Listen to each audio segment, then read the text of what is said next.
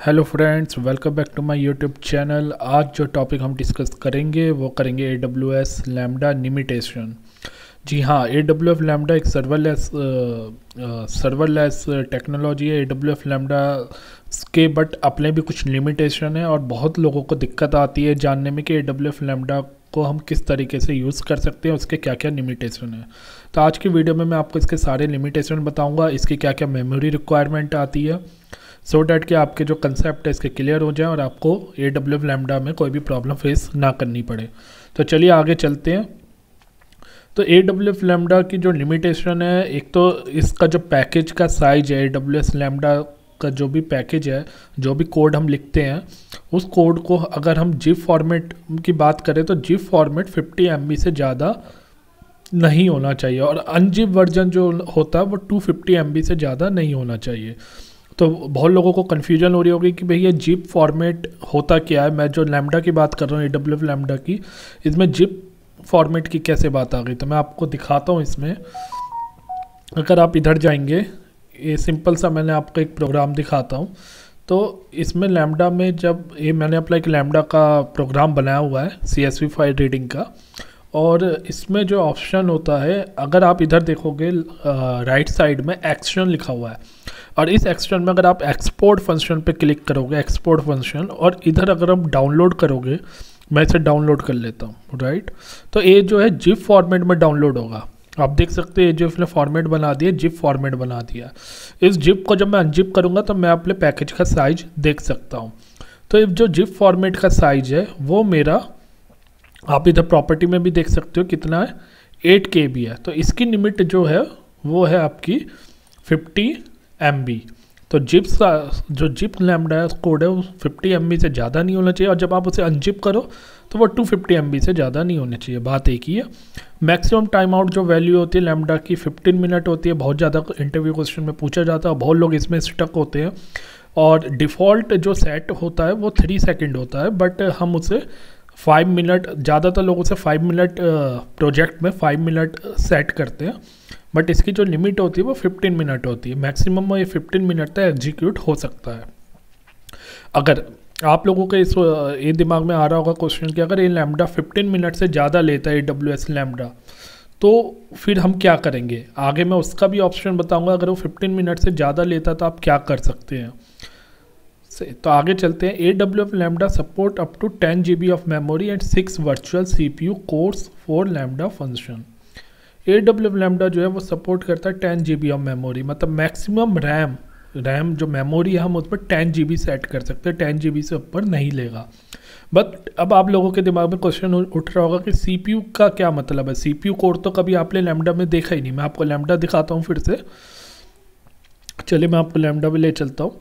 अगर लैम्डा में आएंगे, इधर आप कॉन्फ़िगरेशन में जाइए, और कॉन्फ़िगरेशन में आप जाओगे तो ये देखो इधर मेमोरी दिख रही है 128 MB मेमोरी। इस मेमोरी को हम कितना मैक्सिमम तक सेट कर सकते हैं, 10 GB तक। और उसके बाद आपको इधर स्टोरेज दिख रही होगी, एफिमेरल स्टोरेज। इस स्टोरेज को हम टेम्पररी स्टोरेज कहते हैं। इसका भी मैं अभी आपको आगे बताऊंगा वीडियो में। टाइम आउट इधर 2 मिनट 3 सेकेंड मैंने सेट किया हुआ है। ये मैक्सिमम 15 मिनट तक आप सेट कर सकते हो। मैं एडिट पे गया, आप इधर इस टाइम आउट की वैल्यू 15 मिनट तक सेट कर सकते हो, इससे ज़्यादा नहीं होगा, राइट। मेमोरी इसमें मैक्सिमम 10 GB तक हो सकती है। 10 GB से ज़्यादा मेमोरी इसमें सेट नहीं कर सकते, राइट। और उसके बाद जब बात आती है तो रोल हम एक इधर असाइन करते हैं। रोल हमें क्यों चाहिए होता है, रोल इसलिए चाहिए होता है जब हम लैम्डा एग्जीक्यूट करते हैं तो लैम्डा को परमिशन देनी पड़ती है। किस चीज़ की परमिशन, एग्जीक्यूशन की। तो लैम्डा एग्जीक्यूशन की परमिशन देनी पड़ती है। प्लस लैम्डा जब एग्जीक्यूट होता है तो वो लॉक्स को राइट करता है क्लाउड वॉच में, तो इसे क्लाउड वॉच में लॉक्स को राइट करने की भी परमिशन देनी पड़ती है। तो एक रोल हमें क्रिएट करना पड़ता है। इस रोल को आप अपने आप, मतलब आप चाहते हो लैम्डा खुद से भी क्रिएट कर देता आपके लिए, या आप अपना IAM में जाके रोल को क्रिएट कर सकते हैं। चलिए आगे चलते हैं। तो Lambda support up to 10 GB of memory and 6 virtual CPU। तो 6 वर्चुअल CPU है, इस ये आपको नहीं दिखेंगे कहीं पे भी। 6 virtual CPU in the sense कि आप जैसे जैसे मेमोरी बढ़ाते जाओगे, जैसे कि मैंने इधर डिफ़ॉल्ट मेमोरी 128 MB ले रखी है, तो CPU उसके अकॉर्डिंग बढ़ते जाएंगे। टोटल CPU आप ये मान के चलिए, अगर आप 10 GB मेमोरी यूज़ करते हो तो आपके में टोटल CPU 6 MB और 6 वर्चुअल CPU यूज़ हो रहे हैं। तो आप सिंपल सी बात है, अगर 6 वर्चुअल CPU आपके 10 GB मेमोरी में यूज़ हो रहे हैं, तो आप उतनी मेमोरी को डिवाइड कर सकते हो। 10 GB को डिवाइड कर दो 6 CPU से, तो आपका एक CPU की मेमोरी आ जाएगी। अगर आप इसे 10 को सिंपल डिवाइड कर देते हो और 6 से, तो आपका एक 1.6 CPU आपका 1 GB मेमोरी में यूज़ होता है। आप इसे इस तरीके से समझ सकते हो। बट इस वर्चुअल CPU हमें दिखाई नहीं देते, हमें सिर्फ मेमोरी दिखाई देती है। तो लैम्डा में हम जैसे जैसे मेमोरी बढ़ाते जाएंगे, हमारे उतने CPU यूटिलाइज होते जाएंगे। डिफ़ॉल्ट मेमोरी जो हमें मिलती है वो 128 MB की मिलती है, और उसके करस्पॉन्डिंग हम जैसे जैसे बढ़ाएंगे हमारी CPU की पावर बढ़ती जाएगी। Each increment of 128 of memory allocated to function result in proportional increase in CPU power. By default, Lambda provide your account with a total concurrency limit of 1000. Lambda जो provide करवाता है 1000 ही limit है इसकी concurrency की, उससे ज़्यादा across all function in a region. तो उससे ज़्यादा आप लिमिट नहीं बढ़ा सकते। अगर 1000 ये कॉन्करेंसी लिमिट का मतलब ये है कि आप एक टाइम पे अपने लैम्डा फंक्शन को 1000 टाइम्स इंडिपेंडेंटली एक साथ, मतलब आप कह सकते हो पैरेलली कॉल कर सकते हो, इन्वोक कर सकते हो, राइट। उससे ज़्यादा आप एक फंक्शन को कॉल नहीं कर सकते। तो कॉन्करेंसी लिमिट 1000 होती है। तो आपके it mean 1000 instance of that function can run at same time. एक फंक्शन के 1000 इंस्टेंस एक ही टाइम पे रन हो सकते हैं। और आप जो है लैम्डा में सिर्फ 5 लेयर्स ही ऐड कर सकते हो। लेयर्स से क्या मतलब होता है, लेयर्स हमें क्यों ज़रूरी होती है, आप इधर देख रहे हो कि इधर लेयर का ऑप्शन आ रहा है, राइट। इधर मैंने 2 लेयर ऐड कर रखे हैं। मैंने जब लेयर पे क्लिक करा इसने लेयर वाला ऑप्शन दिखा दिया। अगर आप इधर लेयर देखोगे, देखो मैंने इधर पांडास की लेयर ऐड कर रखी है, एंड इधर मैंने एक्सेल फाइल के लिए ओपन PXL ऐड कर रखी है लेयर। तो लेयर को हम इसमें मैक्सिमम 5 लेयर ही ऐड कर सकते हैं। लेयर का भी एक अपना कंसेप्ट है। लेयर आप जैसे मैंने इधर लेयर ऐड करी है, अगर आप देखोगे मैंने जो लेयर ऐड करी है, लेयर ऐड करने का अपना एक तरीका है। जो मैंने लेयर ऐड करी है वो मैंने इधर लेयर पे जाके एक लेयर बनाई हुई है, एक्सेल लेयर, उस लेयर को ऐड किया हुआ है, राइट। और पांडास की लेयर के लिए मैंने सिंपल क्या कर रखा है, मैंने ARN नंबर जो है ARN पांडास का मैंने सीधा गिटअप से उठाया। अगर आप इधर जाएंगे मैं आपको दिखा देता हूँ, आपको भी पांडा की लेयर बनाने की ज़रूरत नहीं है। लेयर की ज़रूरत क्या होती है कि हमें कोई भी लाइब्रेरी इंपोर्ट करनी है। सपोज हमें अपने लैम्डा फंक्शन के अंदर पांडास को यूज़ करना है, तो उस पांडास को आपको लेयर में ऐड करना पड़ेगा, तभी आप उसे इंपोर्ट कर सकते हो। अब लेयर पे ऐड करने के लिए देखो, एक तरीका तो ये होता है कि आपके पास 9x मशीन हो, और 9x मशीन के अंदर आप पाइथन को रन करो और पीप के थ्रू आप इंस्टॉल करो पांडास की लेयर को, और उसे जिप फाइल में कन्वर्ट करो, और इधर जाके क्रिएट लेयर पे आप क्रिएट लेयर पे जाओगे, क्रिएट लेयर में लेयर का नाम लोगे, उस जिप फाइल को इधर अपलोड कर दोगे, और आपका पांडास लेयर इसमें रेडी हो जाएगी और आप उसे इंपोर्ट कर सकते हो। एक तरीका ही है, बट इस तरीक़ों का में हर कोई कंफर्टेबल नहीं होता, क्योंकि इसमें क्या करना होता है, आपको एक तो 9x की मशीन चाहिए। आप इसे बिना विंडो मशीन में आप इसे क्रिएट भी नहीं कर सकते डायरेक्ट, इसके अपने कुछ प्रोटोकॉल है, क्योंकि AWF लैम्डा जो है वो 9x वर्जन को सपोर्ट करता है। तो लेयर एक तो पांडास में आपको एक प्रॉब्लम आ सकती है, तो उसका सॉल्यूशन ये है कि आप सिंपल गिटअप इधर आओ, AWS लैम्डा पांडास ARN और गिटअप, इतना आप सर्च कर दो तो आपको पहला ही लिंक आप देख रहे होगे इधर मिल जाएगा गिटअप का। थोड़ा अजीब सा नाम है, कैथी रोजारियो। अगर आप इसमें जाओगे, इसमें जाने के बाद आपको किस फोल्डर में जाना है, डिप्लॉयमेंट के फोल्डर में जाना है। इधर देखो तीनों वर्जन है, आपको जिस वर्जन का पांडास का नंबर चाहिए, एक यूनिक नंबर होता है, ARN नंबर एक यूनिक नंबर होता है रिसोर्स का, जिसे हम कॉल कर सकते हैं AWS लैम्ब्डा में। मैं आपको दिखाता हूँ कैसे। तो मैं इसमें गया और इस पर क्लिक करने के बाद आप इधर रीजन देख लो। मेरा रीजन जो है नॉर्थ वर्जीनिया है। मैं इस पर गया और HTML पे क्लिक कर दिया। जब मैंने HTML पे क्लिक कर दिया, देखो सारे जितने भी लाइब्रेरी है पाइथन की, उनके ARN नंबर आ गए और इस ARN नंबर को मैं डायरेक्टली अपनी लेयर पे ऐड कर सकता हूँ। मुझे लेयर बनाने की ज़रूरत नहीं है। जैसे कि मैं इधर पांडास पे गया और पांडास में आप देख सकते हो मेरे पास ये ARN है। मैंने इसे कॉपी करा और इधर जाके सपोज मुझे लेयर ऐड करनी है, ऐड लेयर गया और ऐड लेयर में जाके स्पेसिफाई एन ARN, और इधर ARN को मैंने स्पेसिफाई कर दिया और इधर वेरीफाई कर दिया। राइट, आप देख सकते हो इसके कंपैटिबल रन टाइम भी आ गया और इसे ऐड कर दिया।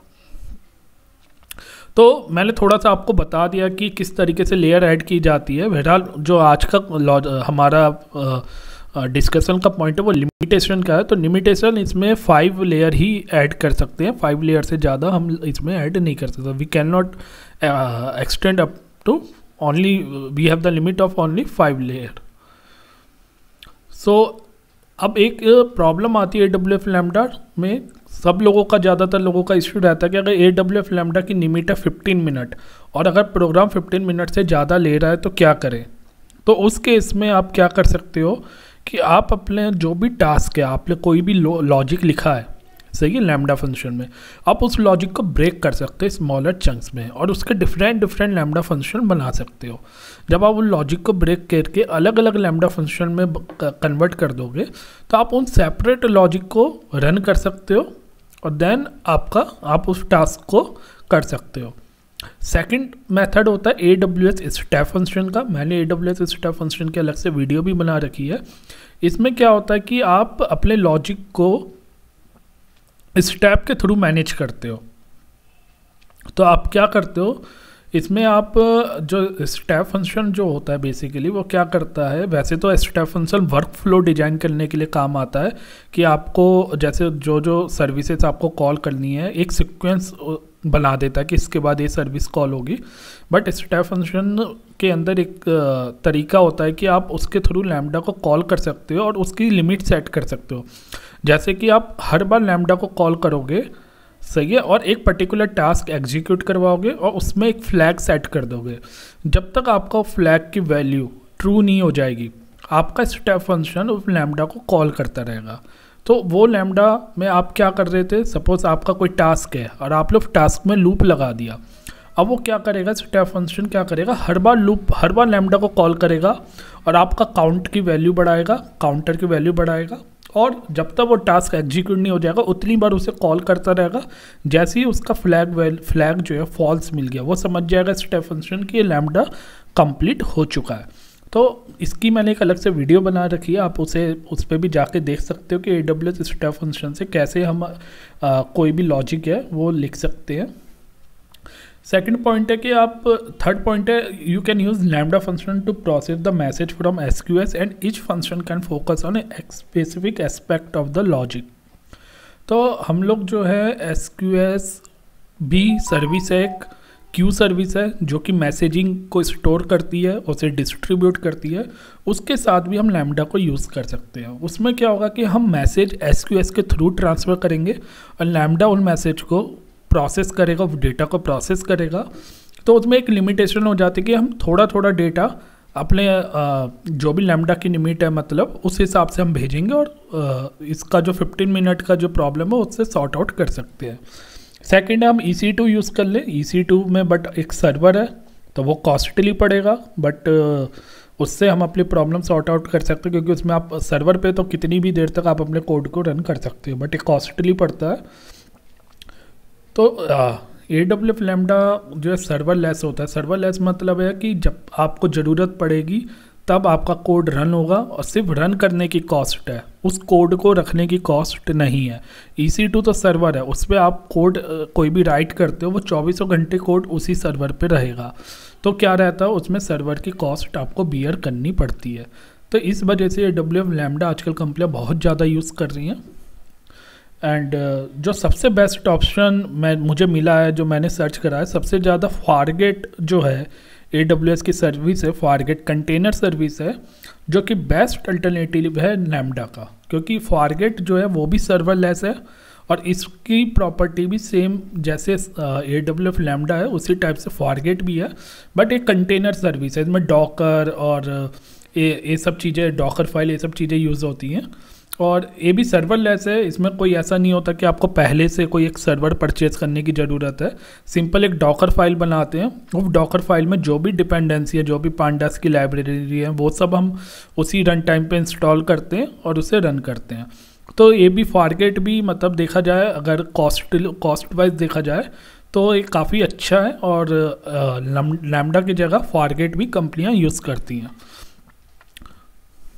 अब दूसरी चीज़ है कि हम लैम्बडा के अंदर क्या मल्टी थ्रेडिंग भी यूज़ कर सकते हैं, तो हाँ जी बिल्कुल यूज़ कर सकते हैं। आप लैम्बडा में मल्टी थ्रेडिंग यूज़ करके भी लैम्बडा की स्पीड बढ़ा सकते हो, परफॉर्मेंस बढ़ा सकते हो। बट वही है कि अगर आप मल्टी थ्रेडिंग यूज़ करोगे तो आपकी CPU ज़्यादा यूज़ होगी, मेमोरी ज़्यादा यूज़ होगी, तो आपको उतना ही कॉस्ट में अंतर पड़ेगा। तो बट आप मल्टी थ्रेडिंग यूज़ कर सकते हो और आप जो है अपने टास्क को डिवाइड कर सकते हो, वो तो एक है ही, और दूसरा मल्टी थ्रेडिंग का भी यूज़ कर सकते हो। इसके अंदर थ्रेड पूल एग्जीक्यूटर होता है जो कि एग्जीक्यूट करता है फंक्शन को कॉन्करेंटली। तो इस तरीके से हम इसकी जो 15 मिनट जो परफॉर्मेंस का इश्यू रहता है AWS लैम्बडा को, हम उसे हैंडल करते हैं। Memory requirement in AWS lambda, you can configure the amount of memory allocated to a lambda function between 128 MB to 10 GB। ये चीज़ मैंने आपको पहले बताई थी कि हम इतनी मेमोरी जो है एलोकेट कर सकते हैं। टैम्प डायरेक्टरी AWS, ये TMP डायरेक्टरी बहुत कम लोगों को पता होगा कि ये डायरेक्टरी भी AWS लैम्बडा में होती है और इसका क्या यूज़ होता है। आपने अक्सर देखा होगा कि लोगों की ये इशू रहता है कि उनकी लार्ज फाइल है, काफ़ी हैवी फाइल है, जिसमें लाख्स ऑफ रिकॉर्ड है, कई लाख रिकॉर्ड हैं, राइट। उस फाइल को जब रीड करते हैं तो उसमें उन्हें इश्यू आता है, वो उस फाइल को रीड नहीं कर पाते, उस फाइल को प्रोसेस नहीं कर पाते लैम्बडा में। बट जब वो स्मॉलर फाइल को प्रोसेस करते हैं तो वो इजीली कर लेते हैं। तो वो इसलिए होता है कि जब भी हम स्मॉलर फाइल को रीड करते हैं लैम्बडा के अंदर, तो वो जो स्टोरेज यूज़ करती है वो स्टोरेज आपकी पांडास की, या कह लो कि अपनी एक नॉर्मल रैम को यूज़ कर लेते हो, उससे कोई इशू नहीं आता। बट जब हम लार्ज फाइल को रन करते हैं तो उससे बहुत ज़्यादा स्टोरेज चाहिए होती है, टेम्परेरी स्टोरेज, जो कि उससे नहीं मिल पाती।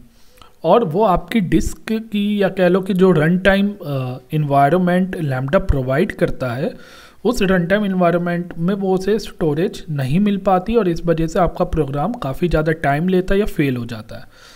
तो उस केस में लैम्बडा ने एक अपनी स्टोरेज प्रोवाइड करवाई है, TMP स्टोरेज, जो फिर टेम्परेरी स्टोरेज बोलते हैं। इसमें आप क्या कर सकते हो, the content of the S3 object are directly read from S3 bucket and store in memory as a string. This is fine for small to medium size file, but if the file is large it may cause the function to run out of memory. तो इस memory जो out of memory का issue आ जाता है, इसे avoid करने के लिए you can use temporary storage location provided by the AWS Lambda. You can use this directory to store immediate file that are too large to fit in memory. तो जो भी आपकी फ़ाइल है उसे स्टोर कर सकते हो जो कि काफ़ी लार्ज है, और इसका जो है इसकी हेल्प से जो है आप अपने डेटा को फास्ट प्रोसेस करवा सकते हो। मैं आपको दिखा देता हूँ TMP स्टोरेज को, जो मैं कहना चाह रहा हूँ वो आपकी स्टोरेज इधर ही होती है। अगर आप कॉन्फ़िगरेशन में जाओगे और इधर आप देख रहे हो इफेमरल स्टोरेज, यही आपकी टेम्परेरी स्टोरेज रहती है जो कि 512 MB रहती है। तो जब भी कई आपने एग्जाम्पल भी देखे होंगे, कई जगह जो है फाइल ओपन करी जाती है टेम्परेरी स्टोरेज में। नॉर्मली हम फाइल ओपन करते हैं और उसके कंटेंट को डायरेक्टली रीड कर लेते हैं, उसे कहीं पे हम लोग टेम्परेरी स्टोरेज के अंदर नहीं लेके जाते। बट जब फाइल में बहुत ज़्यादा डेटा होता है तो उस फाइल को हम डायरेक्टली ओपन नहीं करते। उस फाइल का तरीका यह है कि उस फाइल को हम डाउनलोड करेंगे इस टेम्परेरी स्टोरेज के अंदर और वहाँ से उस फाइल को ओपन करेंगे। देन आपकी जो है परफॉर्मेंस जो है काफ़ी ज़्यादा इम्प्रूव हो जाएगी, क्योंकि आप एक अच्छी खासी टेम्परेरी स्टोरेज में उसे ओपन करते हो, उस फाइल के कंटेंट को रीड करते हो, तो इससे भी आपकी परफॉर्मेंस इम्प्रूव होती है। तो चलिए आगे चलते हैं। लिमिटेशन क्या रहती है, टेम्परेरी स्टोरेज की भी अपनी लिमिटेशन है कि इसमें 512 MB in most lambda run time environment, जो कि स्पेस अवेलेबल होता है वो 512 MB का ही होता है। एंड अगर आप कुछ भी टेम्परेरी स्टोरेज में राइट करते हो, जब आपका प्रोग्राम एग्जीक्यूशन फिनिश होता है तो वो वहाँ से उस डेटा को डिलीट कर देता है।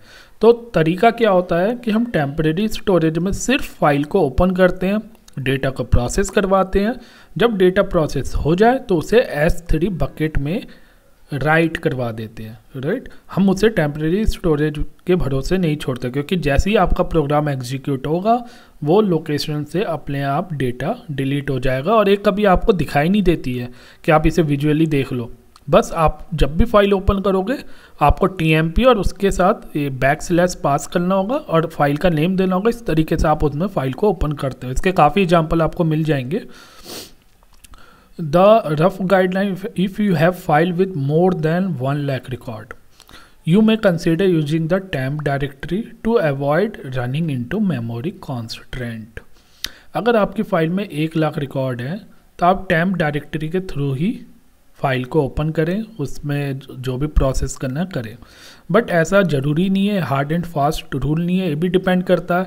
हो सकता है आपके पास 50,000 रिकॉर्ड हो बट वो रिकॉर्ड काफ़ी हाई लेंथ के हो, काफ़ी ज़्यादा कॉलम्स हो फाइल के अंदर, तो वो भी एक तरीके की हैवी फाइल हो गई। तो फाइल टू फाइल डिपेंड करता है। अगर आपकी बहुत ज़्यादा हैवी फाइल है तो टेम्परेरी डायरेक्टरी को ही यूज़ करें, CSV फाइल को रीड राइट या एक्सेल फाइल को रीड राइट करने के लिए।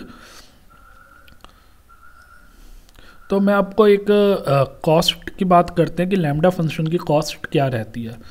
तो suppose 1000 invocation of function that compute prime number में have the following average duration at different memory level.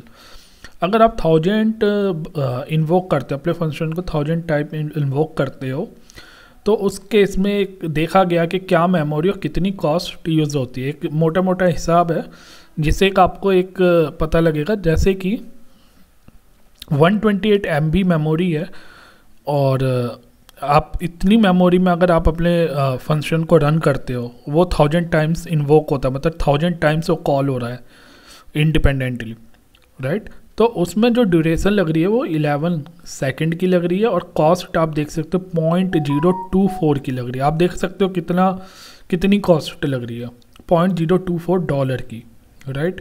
और अगर आप इसकी मेमोरी बढ़ा देते हो, राइट, जैसे ही आप मेमोरी बढ़ाओगे इसकी ड्यूरेशन जो है कम हो जाएगी। क्यों? क्योंकि आपने रैम बढ़ा दी तो आपका लैम्डा जो है प्रोग्राम उतनी जल्दी एग्जीक्यूट हो जाएगा। बट आपने देखा इधर मेमोरी बढ़ाने के बाद आपका जो प्रोग्राम की ड्यूरेशन है वो कम हो गई, राइट। अब आप कॉस्ट में देखो, कॉस्ट में कितना अंतर आया। कॉस्ट कितनी होगी? 0.028 हो गई, थोड़ा सा 0.004 का डिफरेंस आ गया है, राइट। आपने मेमोरी और ज़्यादा बढ़ा दी तो आपका प्रोग्राम और जल्दी जो है एग्जीक्यूट हो गया, तो फिर आपकी कॉस्ट में थोड़ा कम हो गई। मतलब कि अगर आप देखो, जब आपने थोड़ी मेमोरी बढ़ाई तो आपकी कॉस्ट ज़्यादा हो रही थी, आपने थोड़ी और ज़्यादा बढ़ाई तो कॉस्ट और फिर से कम हो गई। मतलब 512 MB के कंपेयर से में अगर आप सेकंड कॉस्ट को देखोगे 0.026 हो गई, राइट। आपने मेमोरी और ज़्यादा बढ़ा दी। अब उसके बाद आप देख रहे हो 1536 MB जब आपने मेमोरी करी, आपका प्रोग्राम और जल्दी एग्जीक्यूट हुआ तो आपकी जो आप देख रहे हो कॉस्ट, आपकी कॉस्ट लगभग जो आपकी कॉस्ट 128 MB में आ रही थी वही आ गई। तो इससे हमें पता लग रहा है कि अगर हम ज़्यादा रैम भी, ज़्यादा मेमोरी भी यूज़ करते हैं तो इसका मतलब ये नहीं है कि हमारी बहुत ज़्यादा कॉस्ट आएगी AWS लैम्डा में। आप रैम बढ़ा सकते हो, रैम से मतलब नहीं है कि आपकी बहुत ज़्यादा कॉस्ट आएगी। अगर आप बहुत ज़्यादा रैम बढ़ाते हो और आपका जो प्रोग्राम है उसके एग्जीक्यूशन टाइम में 10 गुना अंतर आ जाता है। आप देख रहे हो 128 MB में 11 सेकंड ले रही थी और 1536 MB में 1.4 सेकंड ले रही है। कितना 10 गुने का काफ़ी ज़्यादा अंतर आ गया, राइट। तो इस वजह से जो है आपकी जो है कॉस्ट बहुत ज़्यादा नहीं बढ़ी, क्योंकि कॉस्ट डिपेंड करती है ड्यूरेशन में भी। मेमोरी में तो डिपेंड करती है बट इस पर भी डिपेंड करती है कि आपका प्रोग्राम कितनी देर तक रन हुआ। तो आई थिंक आपको ये चीज़ क्लियर हो गई होगी। तो अब हम बात करते हैं कि बिल ड्यूरेशन। अगर आपको देखना हो कि आपका लैम्डा जब आपने रन किया तो भाई कितनी देर तक रन हुआ, कितनी बिल ड्यूरेशन रही, तो आप जब भी अपने लैम्डा को एग्जीक्यूट करते हो नीचे लाइन आप देखते होगे, लाइन लिखी हुई आती है ड्यूरेशन 1624.87 मिली सेकेंड, बिल ड्यूरेशन अलग दी जाती है, and memory size 128 MB, right. ये तो आपने मेमोरी साइज जो लिया हुआ है वो आ जाता है 128 MB। उसके बाद मैक्स मेमोरी यूज़ आ जाता है 70 MB। मतलब ये मतलब एक एग्जांपल है, तो आप एक देख सकते हो कि कितनी मेमोरी यूज़ हुई वो आ गया 70 MB, कितनी मेमोरी साइज मैंने ले रखा था प्रोग्राम में वो आ गया 128 MB, और कितनी ड्यूरेशन का बिल लगा, मतलब 125 ms जो चला है उस पर आपका बिल लगेगा, उसकी कॉस्टिंग होगी।